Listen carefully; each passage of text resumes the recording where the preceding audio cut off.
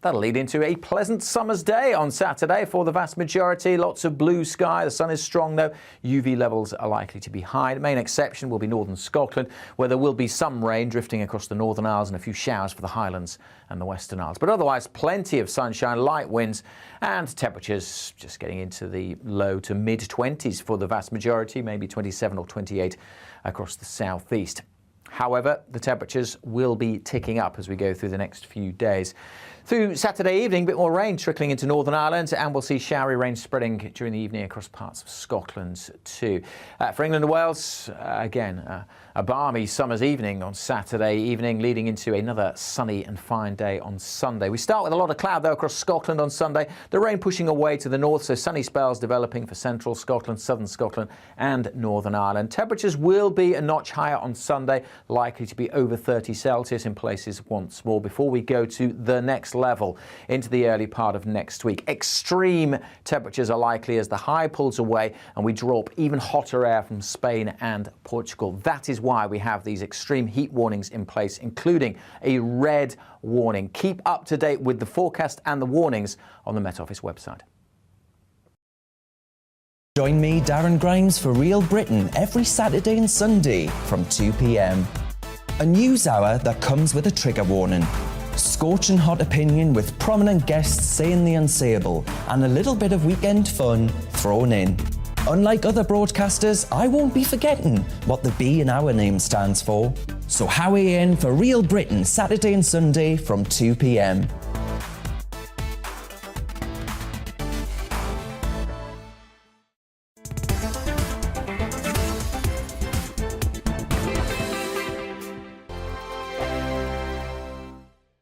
We are GB News. We're right across this great nation.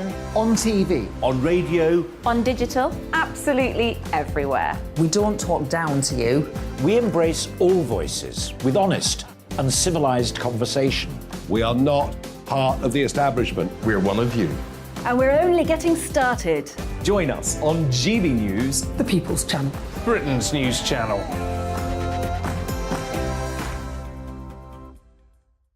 Hi there, it's Stephen and Anne.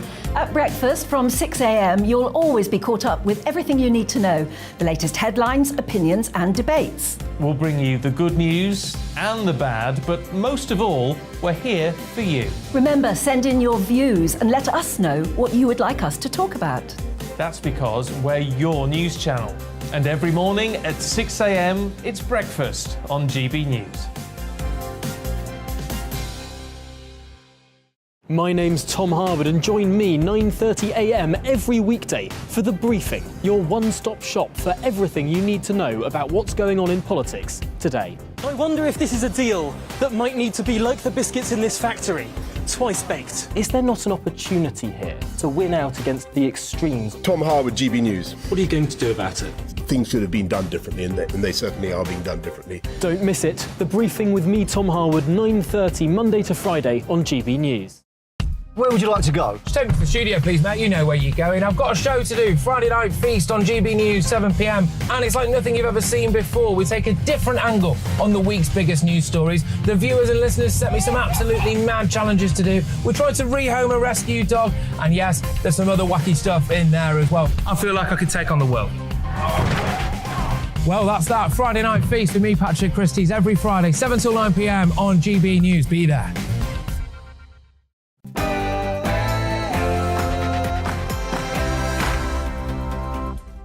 Good evening, and what a glorious one it is. I do hope that Michelle Dewberry is sat somewhere with a glass of something chilled while I hold the fort until 7 o'clock tonight with two very lively panellists. Now, this afternoon, we got to see the last 5 Tory leadership candidates go head-to-head in a public hustings. We will let you know exactly what we thought of their performances. And, of course, I want to know what you thought too. Plus, the very sad story, awful story, of young Archie Battersby. His parents have been fighting doctors to keep his life support machine on. You might have seen it in the news.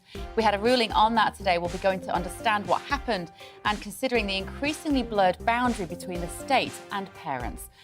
Plus, the wimpification of the nation. Extreme weather warnings issued for people too stupid to know when to put on a hat. All of that to come tonight on Dewbs and Co. with me, Bev Turner. But first, the news headlines.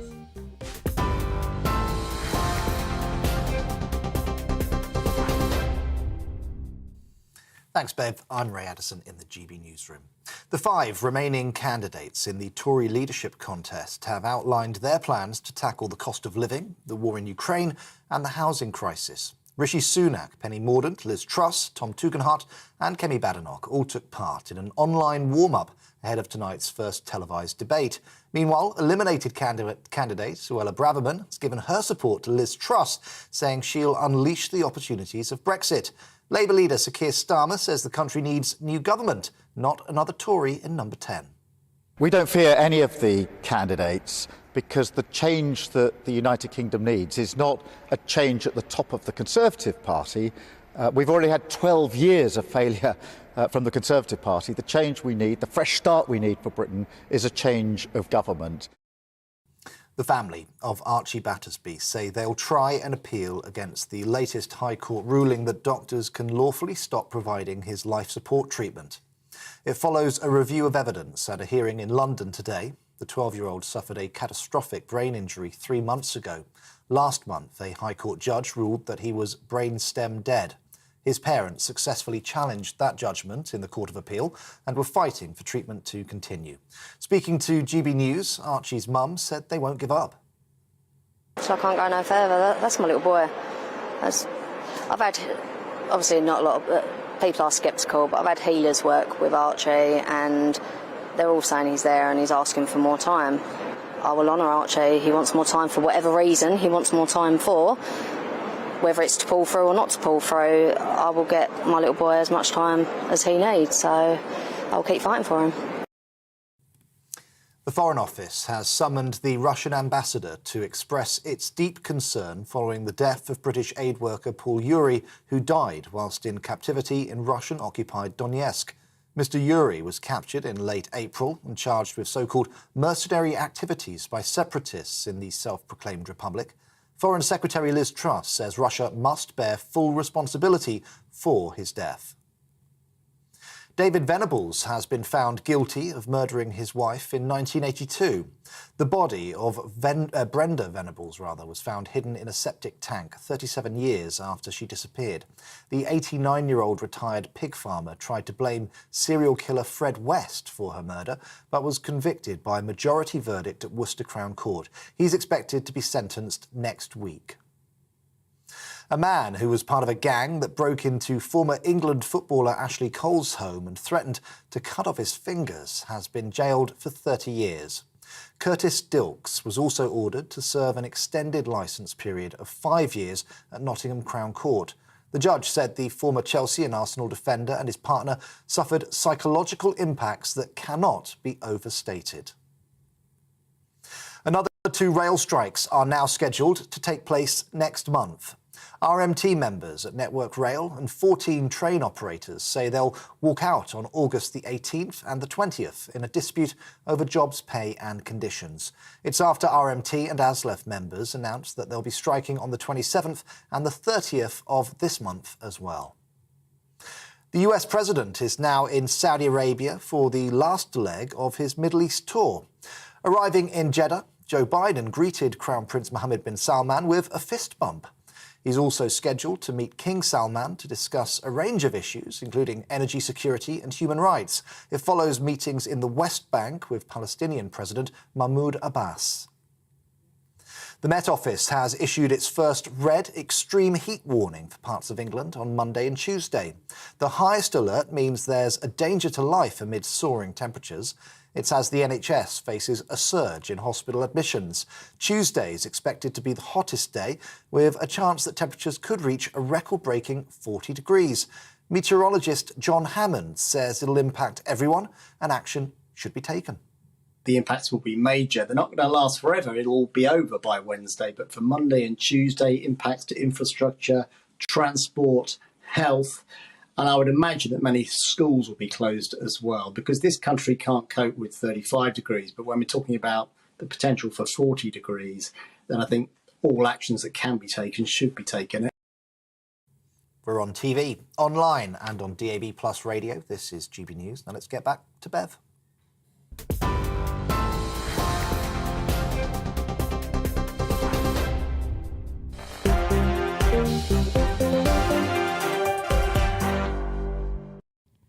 Good evening, how are you? This is Bev Turner, renter-presenter for anyone taking a holiday. And with me until 7, my panel. It's an all-female team tonight. Conservative commentator Emily Hewitson is here, I'm delighted to say, and senior lecturer on social issues at Swansea University, Dr Ashley Frawley. And of course, you are our third panellist. We're trialling this experiment with just 2. Personally, as a viewer, I like it. I'll let you know what I think of it as a presenter at the end of tonight. But get involved and I will read out as many of your messages as I possibly can. GBViews at gbnews.uk or on Twitter at gbnews or at Beverly Turner. I will try and look at them. I'll try not to fiddle on my phone too much because then I get told off by my mother because, like the children, she's always criticising me for looking at my phone too much. We know how it is, don't we? Right, can I also remind you to subscribe to our YouTube page, please? You can watch live or see the best bits from the channel when you search GB News. First up, can you believe it is only 8 days since Boris Johnson resigned? It feels a lot longer, doesn't it? Triggering the Tory leadership beauty contest, which has now seen 13 become 5 wannabe prime ministers with the keys to number 10. This afternoon, we got to see the fabulous 5 in their first public hustings online. Rishi Sunak, Penny Mordaunt, Kemi Badenoch, Tom Tugendhat and Liz Truss were all answering questions from the public about their greatest weakness, housing crisis, cost of living and war in Ukraine. Let's have a listen to some of their answers. What's important is that we deliver on the promises we made to the British people. People across the country are struggling with the cost of living. They need to know that things are going to be different. We can restore pride in Britain. We can restore pride in our party and we could restore pride in our government. A political message that is cutting through and resonating, and I have the courage, the clarity and the conviction to deliver my Conservative vision for Britain, to be Prime Minister, to beat Keir Starmer, and most importantly for you, win the next election. We need a return to Conservative policies, to confidence. We have responsible and capable citizens, and they want their government to be too. We can create a Britain where the possibilities for the next generation are better than the last, where everyone has the opportunity of a second chance. Blah, blah, blah, blah, blah. Lots of word salad there from the wannabe leaders, but what do our panellists think? Emily, let me come to you first. Who impressed you? I know you're a proper politics geek, aren't you? You loved it. I love it. Was it about 90 minutes, start to finish? Of course I did. Go on, tell me. It's like the election nights when I watched the whole thing all night, stay up. It's like the highlight of my entire life. It was great. I mean, they've got a debate later on this evening on like some terrestrial channel, but you can watch it if you want. But we can tell you everything they're going to say because they said it all this afternoon. So who impressed you? I thought the real standout star was Kemi. I thought she was great. I think that she's very clear and concise and really kind of hits the nail on the head. And she's also a bit of a breath of fresh air. I feel all of the other candidates are very similar. I'm not really convinced by this idea that Liz Truss is similar to Kemi. I think she's a lot more liberal and a lot less conservative. So I wish, in many ways, that Truss would drop out and then they could all unite around Kemi, who we know is very popular with the membership. If not, we could risk Rishi becoming in charge, and that's problematic. I mean, his answer, the worst part of the whole hustings was his answer. Oh, what's your biggest weakness? Oh, I work too hard. Oh, bore me later, honestly. I know. And the cheek of it, he didn't even spell campaign right. Clearly, in the background, that's his biggest weakness. I didn't notice that. Terrible. I did not notice. That's not acceptable. No. It shows a sort of confident arrogance, doesn't it? Ashley, what do you think? Well, I haven't got a dog in this fight. I'm not a Conservative.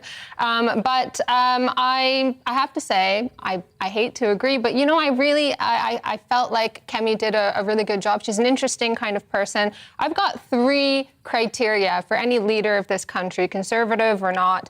They must have been pro-Brexit. They must have been against never-ending restrictions, vaccine passports, and so on, and they must be anti-woke.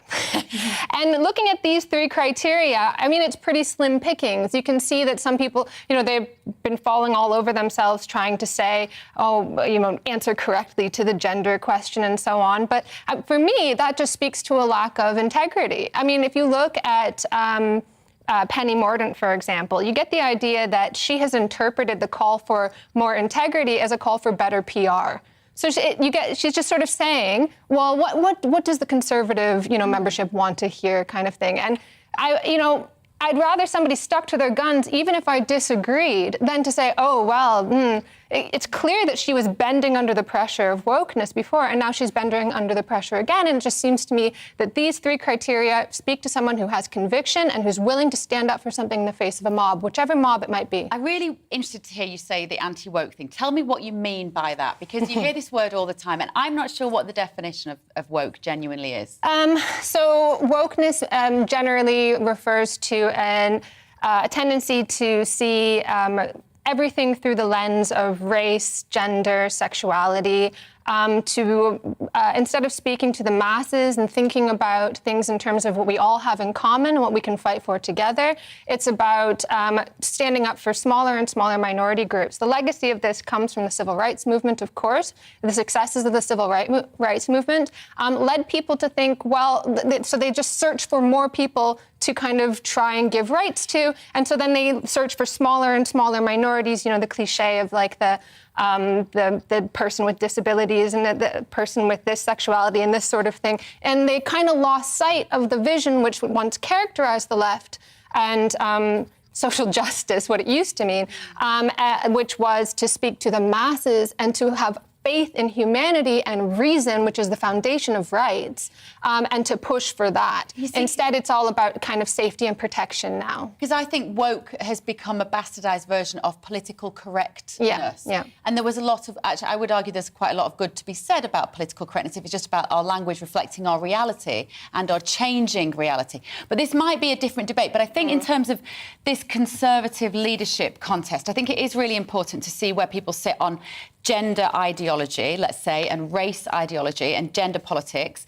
What did you think, Emily, in terms of what they had to say, for instance, on let me think what would tie into that. Because funny, if it wasn't really a debate about wokeness. They didn't really cover that, did they? And I think there's something, what I think has been quite impressive about this Conservative campaign is the fact that we've got women and people of colour, and yet it's not an issue. Doesn't that speak volumes for how far the Conservative Party and how far politics has come? And that all happened naturally without the need for, you know, quotas or anything like that. But the problem is now we've got this really diverse lineup. You see the left attacking. And I just saw a photo on Twitter a few weeks ago, and it showed all the different potential candidates with their white partners, and basically saying that, you know, they're not truly black because they're Conservative. It's a joke, and it's racist. Incredibly racist. Isn't it also the fact that so let's look at what's going to happen now. I think we've got a graphic to show you of how these this poll actually was from a few days ago. It's from Tuesday. Here we go. Right, so this is the popularity from Conservative homes. So this is the party members. When these candidates get narrowed down to 2, the votes will go to Conservative Party members. And as it stood on Tuesday, the majority would like Penny Mordaunt in there. Second is Kemi Badenoch. Underneath that would be Rishi Sunak, Liz Truss on 10%, Tom Tugendhat on 7%. We're guessing the last 2 will become what, Ashley? Because I think the shenanigans from within the Tory party themselves, the kingmakers, the parliamentary Tories, those who are genuinely pulling the strings behind the scenes, they want Liz Truss as Prime Minister. They've been coaching her, they've been grooming her, let's say, let's use that word, to be that person for quite a while. How are they going to make that happen? Obviously, it's a matter of convincing their membership. But I think the membership seems to,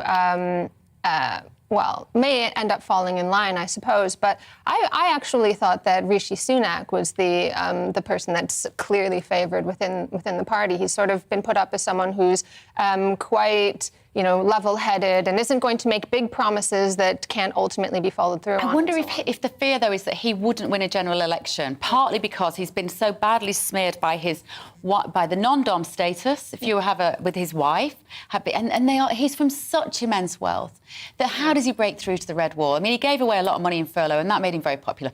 But genuinely, how do you win an election when you are so clearly a sort of a citizen of the globe? For me, he's not He's one of those true global citizens. He will have houses in every country. He will not necessarily live out his days in this country. So I don't think he'll win people over necessarily, Emily, in an election. He does actually poll quite well with the wider public, but obviously you can't always do that. But I am genuinely worried that not a single one of these people could win a general election. I think that's more to do with the Conservative Party and how badly it's been smeared. And we've been in government for a long time.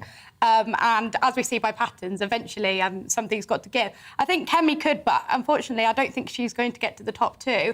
And I hear a lot of rumours swirling that Rishi really wants Truss to get to the top two because he feels like she's the easiest one that he could beat. Well, he was kind of pitching for a twosome. Did you notice? He was the only one in the hustings today who mentioned, well, Liz and I have worked very closely together on whatever it was, on economic policy, and we were working quite closely together on Brexit.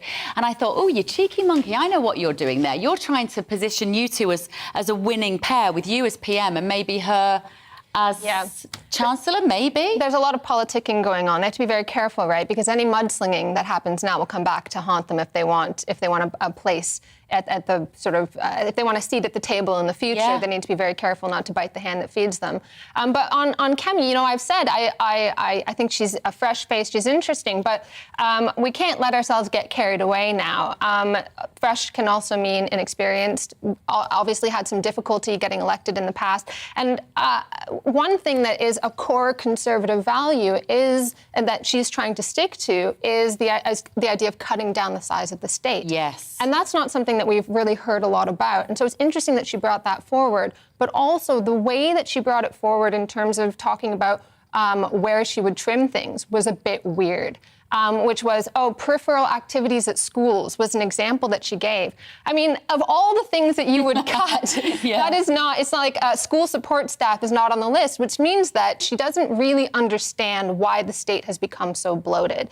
It's actually because as previous governments have actually tried to cut down the size of the state, what they have done is they've expanded regulatory agencies. And so we have a ton of people. What you want a state to do is to be able to mobilize, to do something in extreme circumstances, to mobilize an army, for example. And what our state is able to do is mobilize an army of pencil pushers. Yeah. We have a ton of people who write rules and frameworks to tell other people what to do, and not a lot of people who actually do something. That is the issue. As it's known. The NHS is a very good example of this. The regulatory systems and the systems of governance are so convoluted.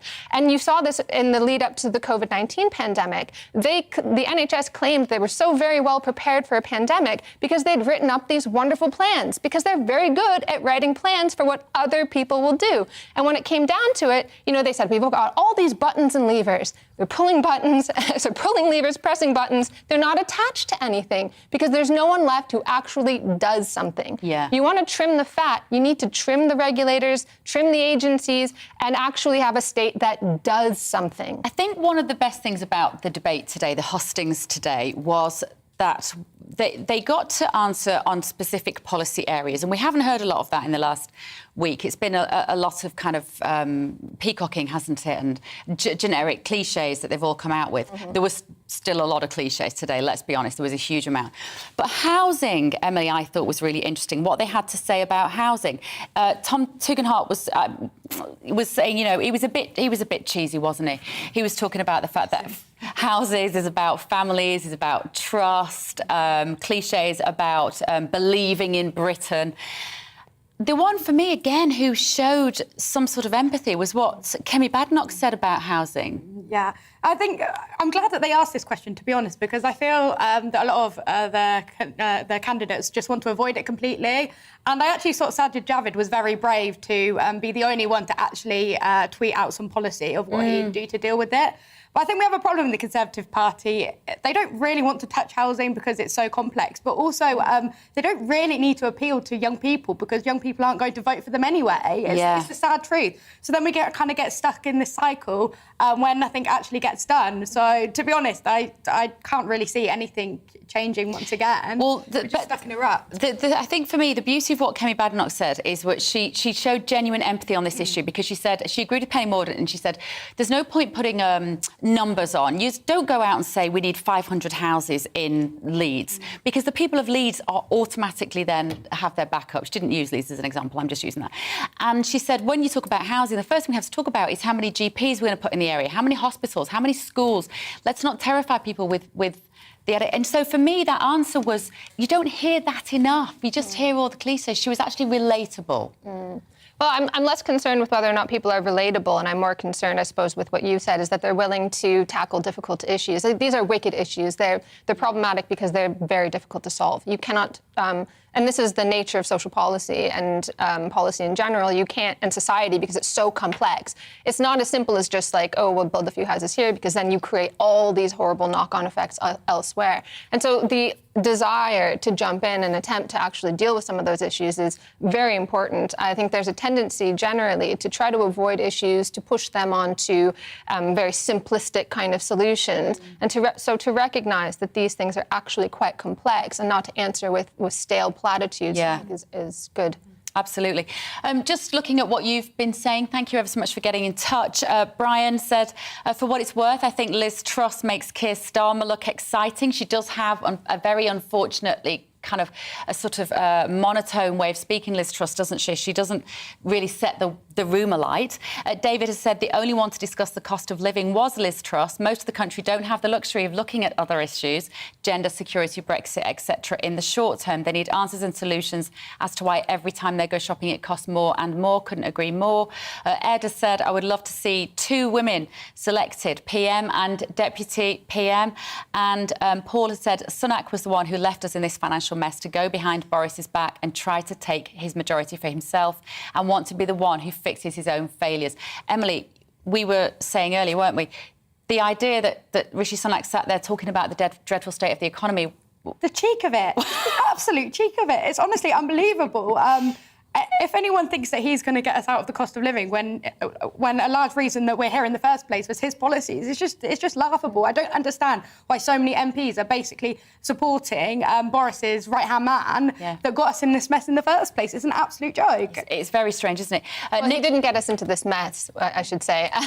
Obviously, we had 2 years of a pandemic that we've been trying to deal with. But before the pandemic, the economy was not in good shape either. In fact, the pandemic was like manna from heaven for a lot of people, because they were able to then say, oh, we have these problems because of COVID. And now they're saying, oh, we have these problems because of Ukraine. When actually we do have deep economic issues in this country and around the world. And there's an economic crisis that everyone's trying to sweep under the rug that's going to deepen and get worse. And there are very limited things that even someone like Rishi Sunak in that position, or anyone in that position, can do. The question is, who's going to pay for it? Who's going to bear the brunt?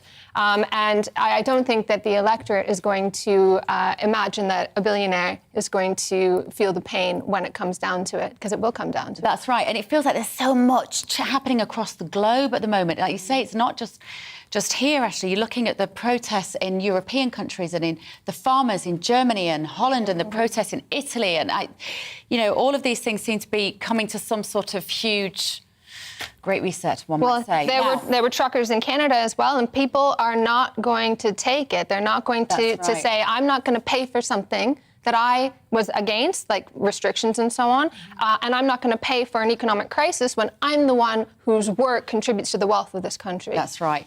OK, right, that's the first bit. Now, just after the break, we're going to ask, is earning £80,000 a year, does that make you average? I think not. Our perception of a social class has changed. It's going to be a fantastic debate. What does now define social class and where you might sit? We're going to talk about that after this break.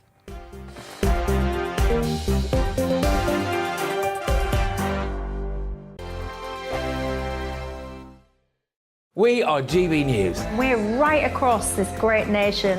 On TV. On radio. On digital. Absolutely everywhere. We don't talk down to you. We embrace all voices with honest and civilised conversation. We are not part of the establishment. We're one of you. And we're only getting started.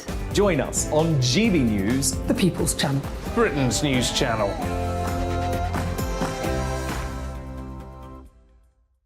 Hi there, it's Stephen and Anne.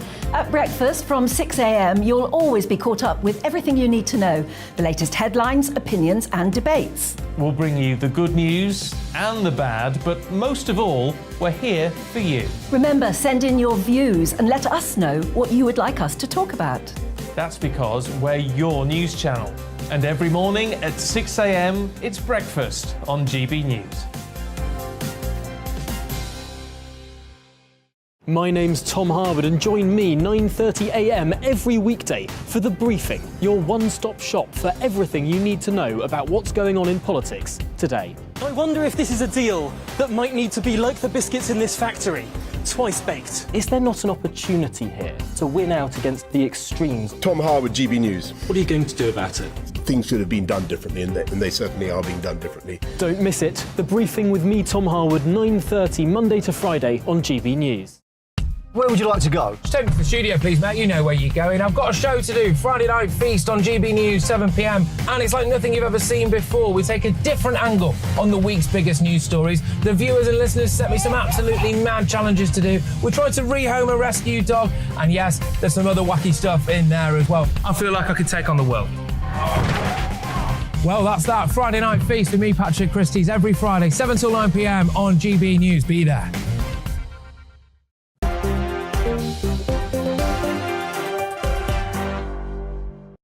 Welcome back to Dewbs and Co with me, Bev Turner, until 7. My fantastic panel this evening. We've done a lot of nattering. Conservative commentator Emily Hewitson and sociologist at Swansea University, Dr. Ashley Frawley. Now, polling by the New Statesman shows that 60% of Brits who earn between £80,000 and £100,000 think that their salary is average. In reality, the average salary of people in the UK is about £31,000, according to the ONS. And I wanted to talk about this, partly because I think it's really shocking that somebody earning between £80,000 and £100,000 think that that's just kind of normal in this country. I think it shows a real divide between the haves and the have-nots. But also, I'm sure you saw this little video this week of Tory leadership candidate Rishi Sunak, which resurfaced on social media, where he seems to suggest that it was a while ago, I'll give him that, but he basically says he doesn't have any working class friends. Have a look at this. I have friends who are aristocrats, I have friends who are upper class, I have friends who are, working class, but I'm not working class, but I mix and match, and then I go to see kids from an inner city state school and tell them, to apply to Oxford and talk to them about people like me, and then I shock them at the end of chatting to them for half an hour and tell them I was at Winchester and, one of my best friends is from Eton or whatever, and then they're like, oh, okay. Oh, all right. It's just so cringy. Ladies, we're cringing. Second-hand embarrassment. It's second-hand embarrassment, but it does kind of beg the question about whether politicians who know so little about the lives of ordinary Brits can be trusted to represent us. And how did our perception get so warped about social class? Emily, what did you feel watching that footage of Rishi Sunak? I mean, it's horrific. But I do think that, rich people and wealthy people can empathise with people that are poorer. And I do think there's some double standards, like when a Conservative is rich, it's a terrible thing. But Jeremy Corbyn was very wealthy himself, but no one wanted to talk about that. So I think I don't think that we should automatically say that people that are wealthy can't empathise with people in lower classes at all. But I mean, that clip's just hideous. I actually think the problem is the empathy. That's the issue, is that there's this idea that what's needed is a kind of like sympathy. And I think that's what people resent. It's not that people have money. It's great if you've got money. Yeah. We all want that. We all want comfort in life. That's what we're striving for. That's why you ask for a raise. You work hard for that. What people don't like is this attitude of sympathy and looking down on people, which is why I think Labour's had a lot of problems, has a lot of problems in turning kind of leftism into kind of philanthropy, into we care about the downtrodden and the main focus being on the welfare state, when actually the welfare state for most people is is the worst case scenario. It's there for you when something really bad happens, but what you want is control over your life. And that's what comes with money. And the issue is that I don't want you to see me like a victim, because I'm not. I want control. And that's something that people get really kind of scared about across the political spectrum. And you're Canadian, are you, Ashley? I am, yes. So when you came here, were you surprised to see how entrenched our class system is? Yes, very much so. Also, like the humble beginning story, but I definitely did not come from money, and I had a horrible, sad time. And so when I came to the UK, and everything was so steeped in class, like I did not know anything about this. It's you in the UK can tell everything about somebody when they've said a sentence. It's amazing to me, because in Canada, everyone is middle class, we like to say. Now, the ONS defines social class in terms of your profession. And I think culturally, correct me if I'm wrong here, you define social class in terms of a mixture of culture and profession. Well, how would we define it, Emily? Oh, it's so hard to say, and I think when it comes to classes, we have to be careful that it's not the only thing that defines someone. Obviously, it's interesting to know someone's roots and their backgrounds and their stories, because we as people like to find that out about people, about how they came into who they are. But I don't want to live in a country where it feels that people feel that it completely defines them, that they can't, rise to a different class or become more wealthy, because I want to be in a country that is full of aspiration, and no matter where you come from, you should have the ability to succeed. But it feels like, which the government would call, of course, levelling up, right? That's what they call it, levelling up. We would have called it social mobility. Levelling up. It's a ridiculous phrase. It means almost nothing. And the way that people have tried to do that is by kind of looking and saying, okay, who is it that moved up this occupational ladder? And it's like, oh, the people who went to university, because that's how you've defined it, right? So we'll just get everyone to go to university. That doesn't, that just means that now you need a university degree to do a job that never required a university degree to do in the past. What you actually need to do is try to grow the pie in the country so that the standard of living rises. And the chances are you'll come out of university with £50,000 of debt, meaning you can't then get on the housing ladder, which means that you are not looking at what we would have seen traditionally in Great Britain as the route to social mobility, which is house ownership. That's one of the tenets in this country, isn't it?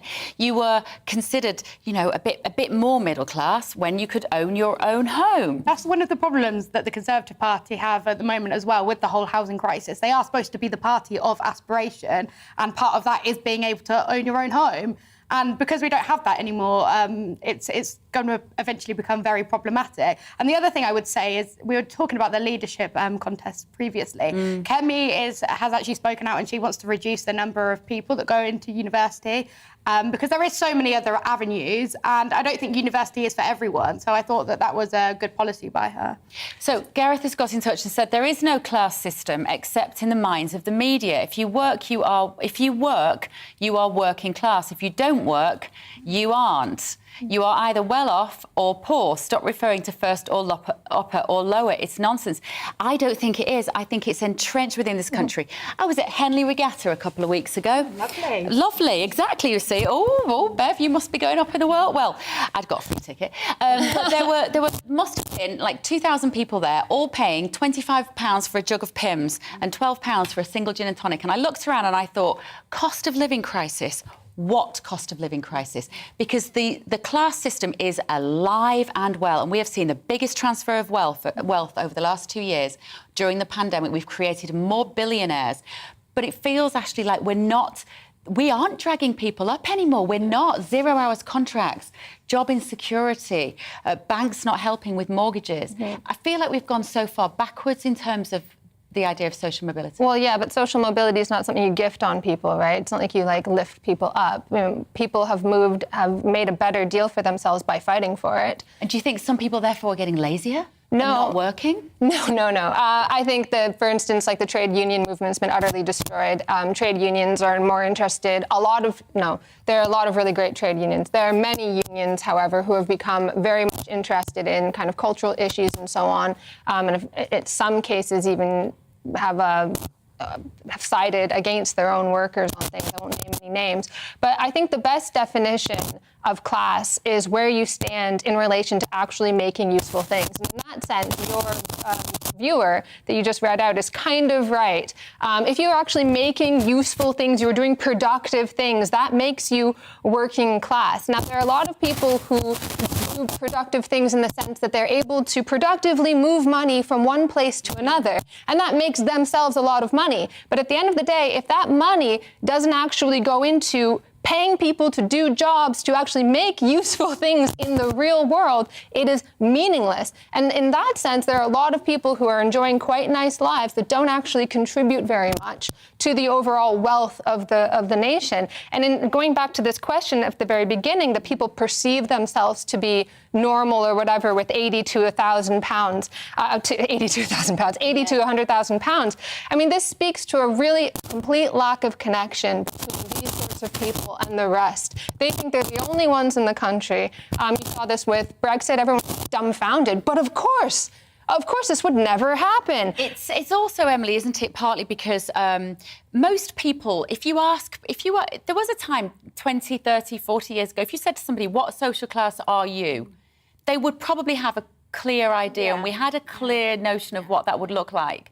Because we have so little of what Ashley's talking about, the idea that you make things with your hands, you create something, you are a working person, a kind of blue-collar industry, because that almost doesn't exist anymore. It's much harder for people to see where they would sit. Yeah, I think definitely. And that might be a good thing. Yeah, I think it probably is, because, like I was saying, I don't want people to be kind of shoved into a category, and because I think that sometimes that can actually have a very negative impact as people feel like they can't, break out of this box. But I think it's interesting, I don't think working class is a negative thing at all anymore. I think a lot of people see working class as hard-working people that, that are kind of the backbone of this country. Yeah. So I don't think it's a bad thing. I don't think it really matters what class you are. I think it more matters about, what you do and kind of what you want to achieve. All right.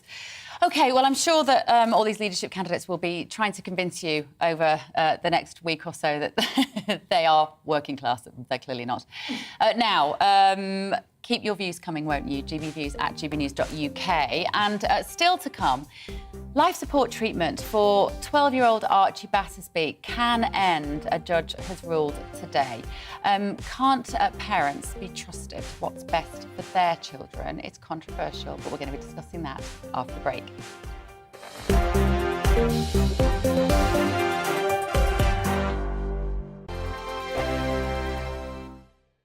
We are GB News. We're right across this great nation. On TV. On radio. On digital. Absolutely everywhere. We don't talk down to you. We embrace all voices with honest and civilised conversation.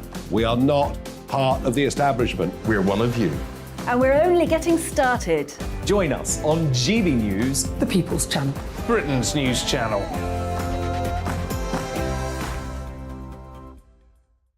Hi there, it's Stephen and Anne. At breakfast from 6 a.m, you'll always be caught up with everything you need to know, the latest headlines, opinions and debates. We'll bring you the good news and the bad, but most of all, we're here for you. Remember, send in your views and let us know what you would like us to talk about. That's because we're your news channel. And every morning at 6 a.m, it's breakfast on GB News.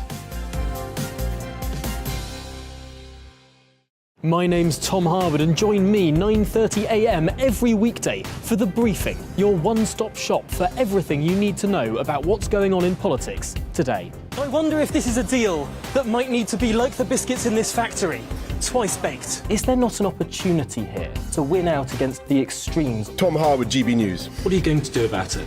Things should have been done differently, and they certainly are being done differently. Don't miss it. The Briefing with me, Tom Harwood, 9:30 Monday to Friday on GB News. Where would you like to go? Just take me to the studio, please, mate. You know where you're going. I've got a show to do. Friday Night Feast on GB News, 7 p.m. And it's like nothing you've ever seen before. We take a different angle on the week's biggest news stories. The viewers and listeners set me some absolutely mad challenges to do. We tried to rehome a rescue dog. And yes, there's some other wacky stuff in there as well. I feel like I could take on the world. Well, that's that. Friday Night Feast with me, Patrick Christie's, every Friday, 7 till 9 p.m. on GB News. Be there.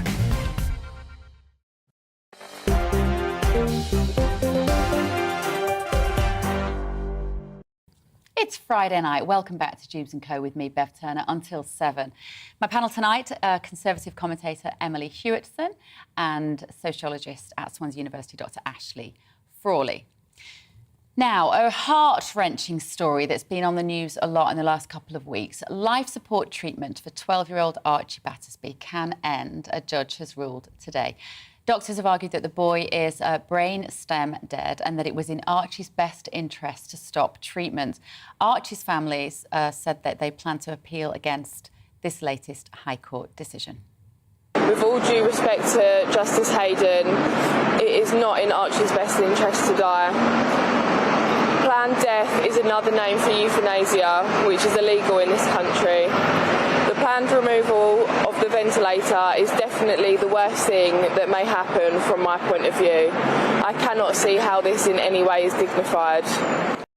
Oh, it's just heartbreaking, isn't it? Archie got into trouble with a ligature around his neck in his bedroom, which the family have said was an accident or a prank gone wrong. Ashley, who has the right to decide in a difficult case like this what's right for the child? Ultimately, I think this is a really, really difficult case, but it speaks to a lot of really deep issues. And I think actually that's just what came up, is that it's linked to euthanasia or assisted dying. I think hidden within this are two things. One is the loss of value placed on human life generally, and two, the loss of value placed on the judgment of parents. Now, obviously, I think in this case, it seems to me that Archie's mother and his parents generally are just having a lot of trouble letting go. The situation does indeed appear very, very dire. But that said, what I found interesting is that the judge said that, so the parents are adamant that because he was religious, that he would like to die naturally. And that this would be unnatural. And the judge said, OK, we'll take that into account, but we don't always have to take into account what the person said before they fell ill. And I think that's interesting, because what if he had said, oh, I would never want to be in that situation, I would like my life support to be turned off? Would the judge have used that as evidence in the ruling? I wonder if the judge would. And I've seen this quite a lot with assisted dying, where people will say, oh, well, you know, I would never want to be in that situation. Or people say, the worst thing that could happen is being in a wheelchair or something like that. And this it's actually reflective of the fact that we don't value human life. We don't value people with disabilities, for example, and that's reflected when people say that. And then people will point to this and say, oh, well, we should have assisted dying, it should be illegal. And it's just an example of the fact that you really need to think through every political position. Like, I'm a left-winger, I'm a liberal type. You think, okay, assisted dying and you know, letting this situation kind of, you know, turn off the ventilator. Yeah, I'm a liberal type, I'll let that go. And then you get cases like in Canada, where a young man or a man was denied assisted living and he was continually offered assisted dying. Don't you think it's really quite expensive, your care here? And then you realize we were never becoming more liberal, just more blasé about human life. Well, it's a very interesting take. I'm sure a lot of people watching this will remember the case of Ashia King, 2018. Do you remember this case? It was a really high-profile story in this country. He was a young boy who had cancer, and his parents abducted him, effectively, from hospital because they wanted him to give him this proton beam therapy on the cancer that he had in his brain. In 2020, his mother did speak of his progress. He did receive the therapy. They took him to the Czech Republic. And in 2020, she said he remains cancer-free but is profoundly disabled and faces many future battles. Emily, it's about a quality of life conversation as well, isn't it, this? Yeah, and you do have to consider the rights of a child in the situation as well, as the rights of a parent. For example, many people are adamant that it should only be the parent's decision. But then, what if parents decided that their child with cancer should be receiving chemotherapy? Do you know what I mean? It can't always be the case because, in some instances, the medical professionals are best placed to make some of these decisions.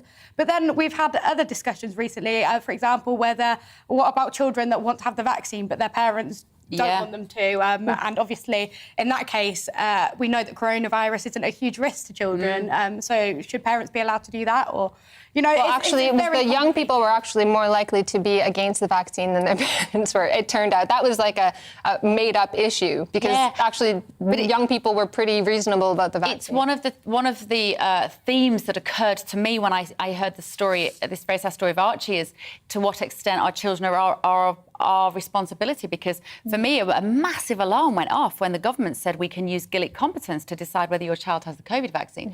And Gillick competence being the legal right if somebody is able to basically make a decision without for themselves. So I came across this. My husband in 2010, my then husband, had a very serious brain injury. Again, this is why this resonates with me a bit. A very serious brain injury, and in the hospital when he was in a coma, I was having to make decisions for him because he didn't have Gillick competence. And then when he came to, because he wasn't quite himself, it was still, we were having these very difficult decisions about whether he could make a decision about his care or not.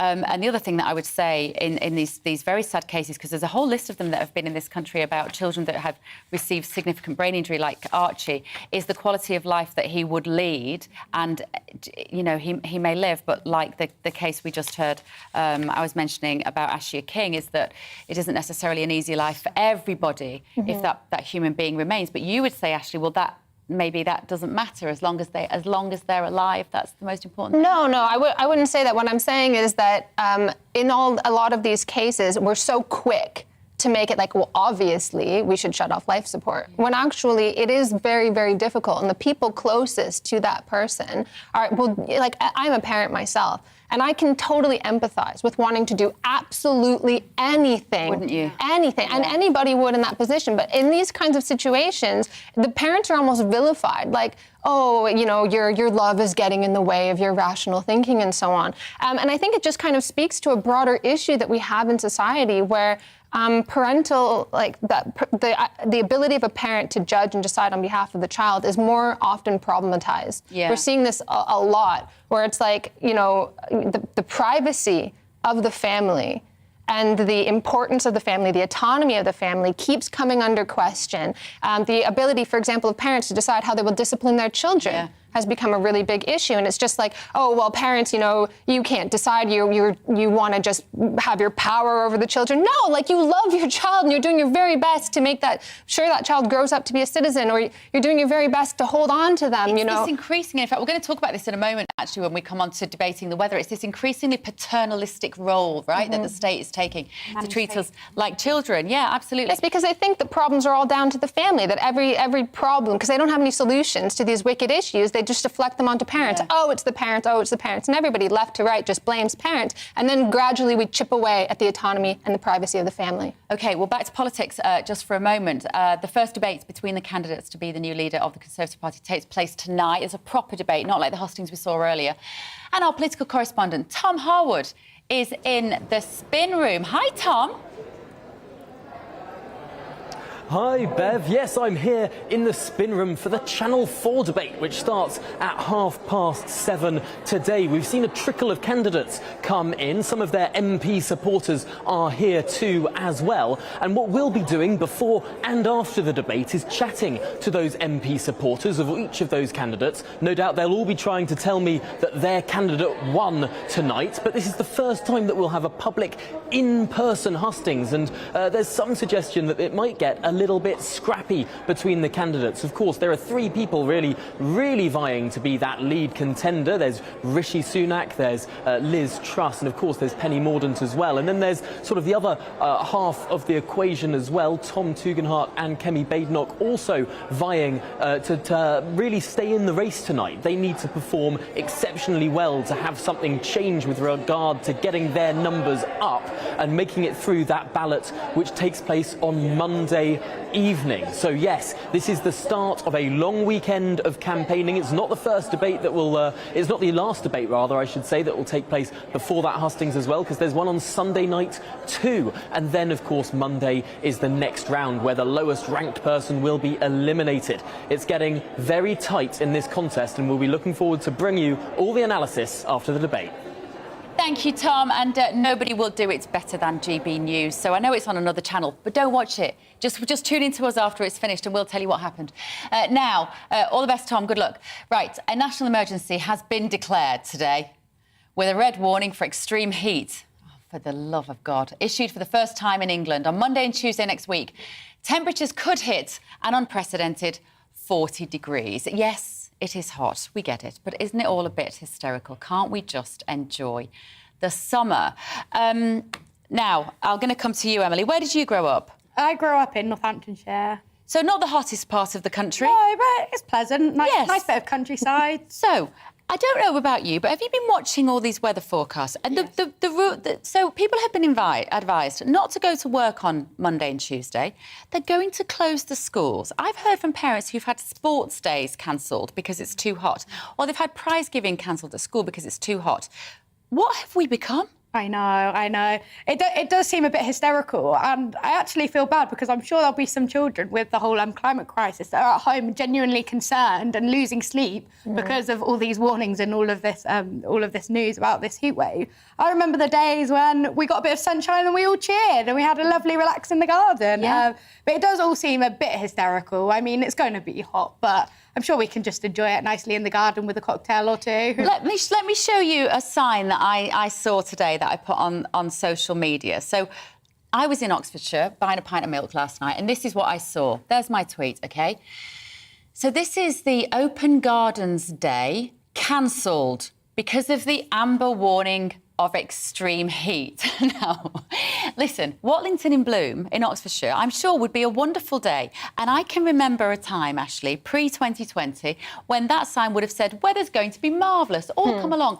There's been a collective sort of insanity, this kind of top-down, paternalistic, like I was saying, this idea that we are all at mortal danger at any time. What has happened to us?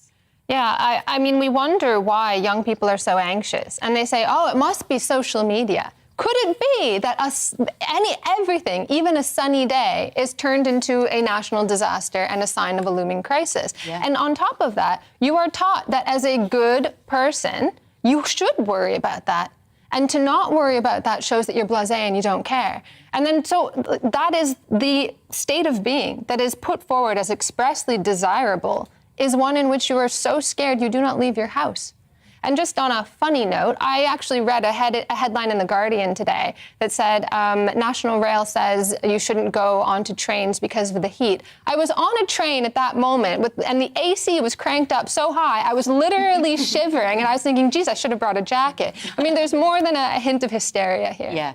Is this part of a greater sort of slightly pernicious trend, Emily, do you think, to render us all terrified so that the government can wield more powers? In fact, not just governments, corporations, big business, councils. I want these people out of my life. I want what Kemi Badenoch was calling for today, which is a smaller state. Yeah. Yeah.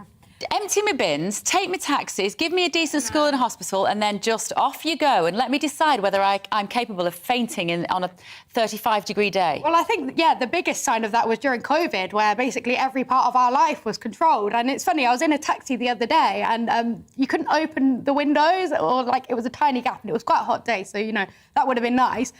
So I asked, just out of interest, how come you can't pull down the window these days? And they say that because of health and safety, they're worried that passengers will put their hand out and it will cause a massive accident. Wow. I was like, I just want a nice cool breeze while I... So it does feel like every part of our life is eventually being kind of instructed how it's to be done by the government. That's quite scary. I think we need a bit of, personal responsibility, and the government needs to realise that we're not actually that stupid, and if people are stupid, then they'll face the consequences. Well, here's the thing, it actually becomes a self-fulfilling prophecy, because that's what you're told. So I'm a sociologist, and I write in this area around risk and stuff, and I've read so many papers where people will write, oh, neoliberalism is this terrible thing because the goal is to make you a self-governing subject. And I was like, that sounds great, actually, but that's not the goal. The goal is to inculcate a sense of dependency. Yeah. So you're always looking for rules and frameworks. People were asking during COVID and angry, why didn't the government say whether or not it was safe for me to hug my family? You don't need the government to tell you that. You can judge and decide for yourself. But that's not the fault of people for thinking that, because that's what you're told constantly, that, again, the good citizen is someone who is constantly looking out for the rules and the framework. And it's about behavioural scientists really meddling in politics, isn't it? And behavioural scientists working with the government to change human behaviour in a way that we are not being explicitly told is happening to us. And also, I just want to point out, on that note, I saw a tweet by a guy called James Melville the other day, and it compared the weather forecast in the past to how it is now. So in the past, you just got the nice sunshine symbol with how hot it was going to be. But now you get the big red burning flames. And it's just interesting how, like, every part is trying to program us into... You know, but it's not just the behavioural scientists. We've got a whole stratum of society that's just disaster merchants. And actually, that's what Kemi was talking about in one of her things that she's brought up, which is to stop using the state as a piggy bank for pressure groups. She has a point there, because there's so many people whose bread and butter it is to make you afraid, to big up some risk and then say, I've got the solution. Right. I think we're done, ladies. Thank you very much, Emily and Ashley. Patrick Christie's is coming up at the top of the hour. Michelle will be back on Monday. Have a wonderful weekend. Enjoy the sunshine. Hello, I'm Alex Deakin. A rare Met Office red warning has now been issued for the extreme heat likely on Monday and Tuesday. These temperatures are potentially unprecedented and likely to cause health issue and impacts on infrastructure. High pressure is moving in. Actually, it's gonna bring most of us just a fine summer's weekend, but temperatures will be ticking up, more particularly early next week. Temperatures actually drop quite nicely overnight tonight, a reasonable night for sleeping. A few showers across northeastern England, they're fading away. We'll see a bit of drizzly rain in the far northwest by morning, but for most it's a dry night and a clear night, and as I said, reasonably comfortable, single figures in some rural locations. That'll lead into a pleasant summer's day on Saturday for the vast majority. Lots of blue sky. The sun is strong though. UV levels are likely to be high. The main exception will be northern Scotland.